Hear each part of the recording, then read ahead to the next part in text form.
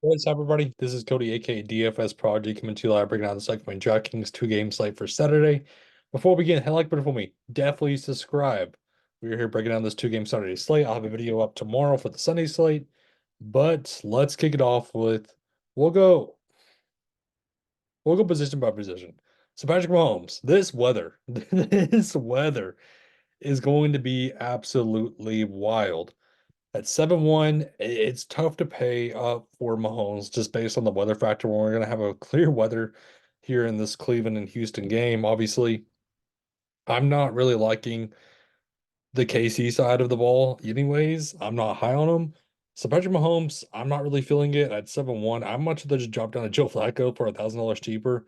I mean, we're seeing over 300 yards almost every single game that he's been in, other than the first game.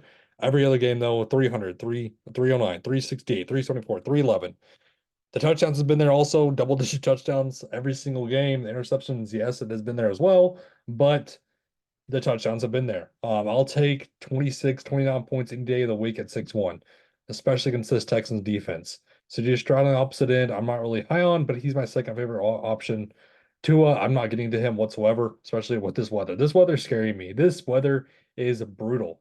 Um, I'm not liking it. I'm not liking it at all.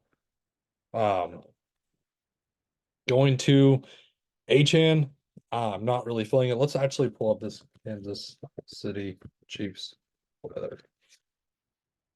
Yeah, single digit temps, snow for the game in KC. Hoping to stay warm, keeps getting worse. It's gonna be brutal. I mean, it's all up there. Um, Mostert is questionable. I don't know if he does play or not. If he misses, I still like Achan a little bit more. They're gonna lean on this ground game a ton. Pacheco, as long as the helmet stays on, right? Because that was a great time. That Las Vegas game, that was a great time. But anyways, Singletary, Ford. I don't mind Ford here at 5-5. This run game, the running game options aren't really the strongest on the slate. I have much other payout for receivers. If I had to rank it, Singletary and Ford would be my two favorite options, obviously. But again, A-Chain's in play at 6-8. Let's go to receiver. Tyreek Hill, 8-7. I'm fading.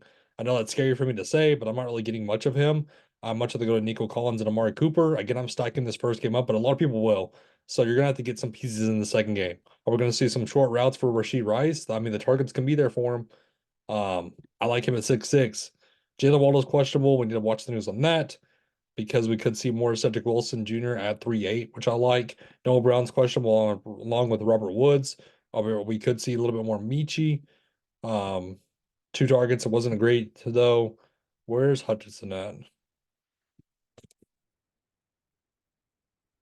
Yeah, he saw four targets. Targets are getting there for Hutchinson though. Elijah Moore, 4,000. He's in play, but coming off a goose egg, doesn't really like it. I don't really like it a ton though. Much of this go to Amari Cooper at 6-8. Looking at tight ends, Njoku's a clear cut number one option I'm getting to. I know 6-1's cheap for Travis Kelce, but again, how much are they going to Njoku? That connection's been there. I like Dalton Schultz a little bit, but it'll be Njoku, Kelce, then Schultz for me. Defense, I play defense in this Miami and KC game. Based on the weather, you go with either one. But that wraps up the safe process though. Thank you for tuning in. It was a great safe rest, and everybody have a good one.